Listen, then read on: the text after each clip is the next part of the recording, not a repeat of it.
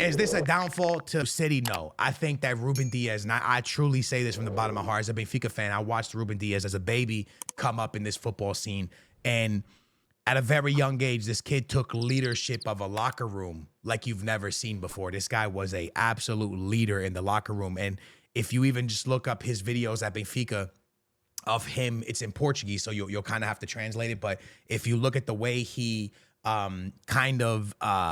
hypes up his teammates is wild. Ruben Diaz is such an important figure in this Man City locker room, and he's a coach on the field.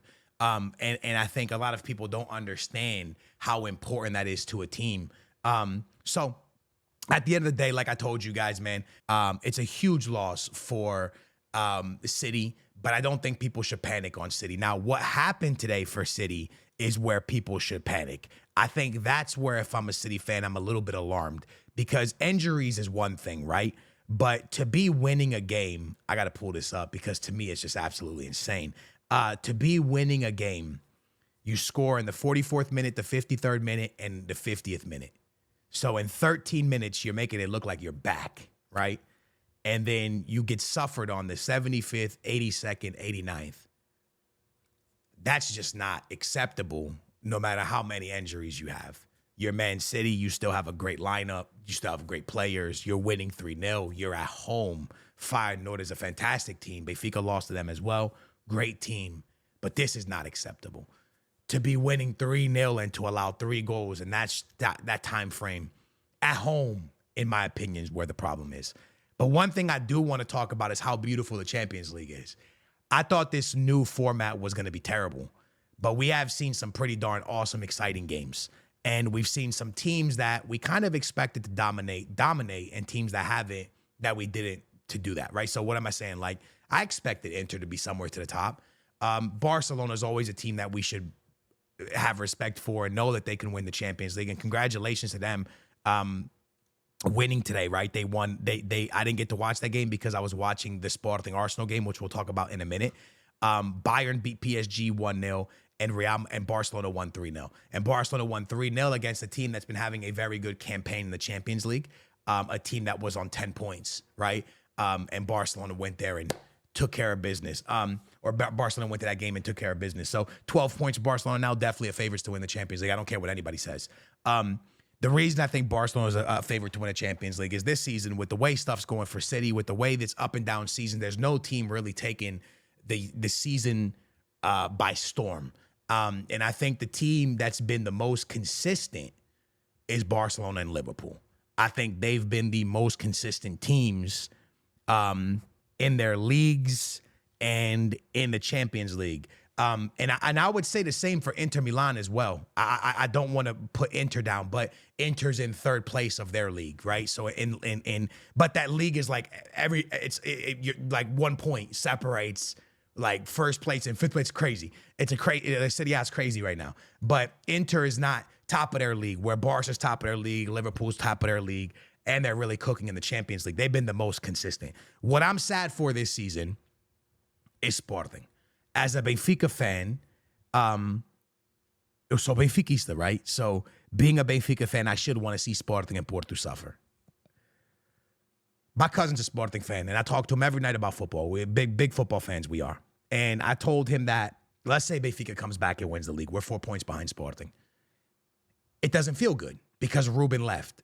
And I don't know if they're going to be able to come back, but we don't really know what we're going to get out of Sporting and this new coach they have. The guy that's a coach is not even an actual coach. What do I mean by that?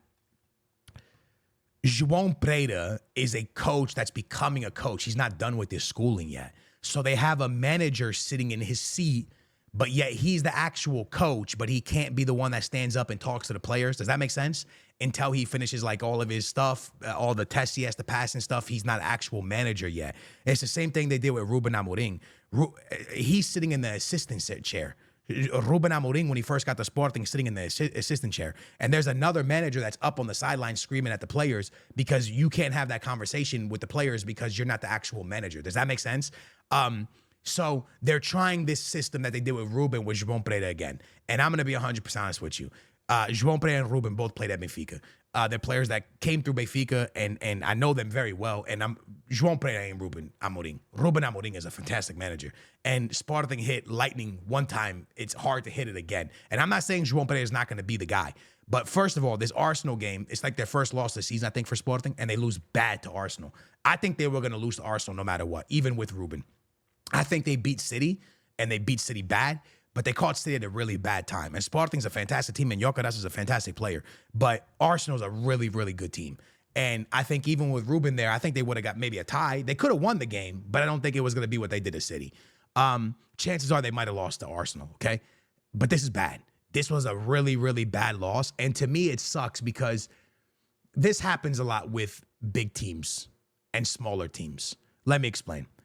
Benfica was having a season a few years back. I think it was 2022 season. We were having a season that was remarkable. We went to the semifinals of the Champions League, I believe it was. We went out to Inter, or maybe it was the quarterfinals. We went very, very far. And we were one of the most exciting teams to watch in Europe. And Chelsea came and stole Enzo. Like, they hit his release clause. Benfica tried everything to keep him, even when they hit the release clause. They couldn't. We got $100 million, cool, but we lost Enzo. And we went on to win the league and stuff, and we still went on to go very far in the Champions League. But what would have happened if Enzo stayed? I'm not saying we were going to win the Champions League, but would we have gone even further if Enzo would have stayed? Because that team was really clicking. It was the World Cup year. And Enzo was having a great season, that World Cup season. You guys know. And this year, Ruben Amorim is cooking with Sporting, topping the league, hadn't lost a game. They were breaking records. The Sporting's never done this before. In the Champions League, they were cooking. They were beat City. They were beating everybody. Jokeres is having dude has freaking crazy amount of goals, and we're only in November. It's like this team that's cooking in all cylinders. And here comes Manchester United and buys out Ruben. And it's like, what would it have been? What could it have been? What could this team have done? We'll never know. And I know a lot of Sporting fans are like, we'll be fine. It'll continue. No manager's the same. If everyone coached if every coach was the same, we would have a bunch of Pep Guardiolas, a bunch of Mourinhos. We don't. If you're saying that Sporting's going to be fine with João Pereira because the team is so good, you're saying that Ruben's not that good. Right? Like Ruben wasn't doing a great job, and he was doing a great job, and he was doing a fantastic job with Sporting. And I just think that João Pereira has really, really big shoes to fill, and it's going to be very hard. And who knows what happens now, because João Pereira's first game was a game against a team that was like second division or third division. They crushed them. But this was the first test, and they lost 5-1. How does João Pereira, as the manager of Sporting now, deal with this? How does he deal with these players? How do the players react without Ruben being there to the first controversy of the season? How do players react? How does the team react? It's going to be a big, big moment for the season for Sporting. And as a Portuguese person, as a Portuguese guy, I'm sad because I hate Porto, I hate Sporting, but I never really want to see them do really bad in the Champions League. That has nothing to do with Benfica. Has nothing to do with, I want them to lose in the league because I want Benfica to win the league. But it comes to the Champions League, I'm not one of those fans that are like, I hope they lose every game and go bankrupt. No. It's good for Portugal. And I want to see Sporting go far. I want to see Sporting do good things, but it's going to be hard now, man. It's going to be very, very difficult. And it's sad, man. It's one of those moments that are really, really sad, man. So this season is a season of a lot happening. For Sporting, a fantastic season, but you lose your manager. A rebirth of Barcelona like we've never seen before because in my opinion, they're playing incredible football. Last weekend, they choked up and lost points in a game where really they should have won, and they messed that up. First real slip-up of the season. And there's a team that's going under the radar, nobody's talking about, and everybody should be talking about, but nobody is talking about, and they go by the name of Liverpool. Liverpool loses one of the greatest managers in world football, Klopp, and they get, in return, a manager that brings a different life to this team that we haven't seen in years and are absolutely playing remarkable football and look like they could take out anybody. So I just look at this situation. I go, what a season, what a year we're having. We have a Madrid that has a mega team that we don't know what we're going to get with them every Sunday, every Saturday, every Monday. We don't know. We don't know what Madrid's going to show up. We know there's this awesome Barca out there. There's an amazing Liverpool out there. This season has been a shocker, bro. And I'm just happy we get to witness it because It really feels like for the first time in a long time, there's no team that we go, they're the best in the world. It's hard to say who's the best in the world. Usually we could say City, maybe Madrid. City's incredible. City right now looks terrible. Who's the team to beat? I think Liverpool, Barca, Madrid still, even though they're struggling, have all those players. Who is the team to beat? Who is the favorites this season? I don't know if anyone can answer that properly. Is Madrid the greatest team in the world? I don't know. Is Barca the greatest team in the world? Or are they going to have more situations like last weekend? I don't know. Is Liverpool the greatest team in the world?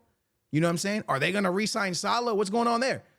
Are City done? Are they coming back? What's happening? I don't know. I don't know what's happening, but this Champions League format's kind of made the Champions League kind of fun to watch, man. Hopefully y'all enjoyed it. Thanks for watching. Let me know in the comments down below who the best team in Europe is.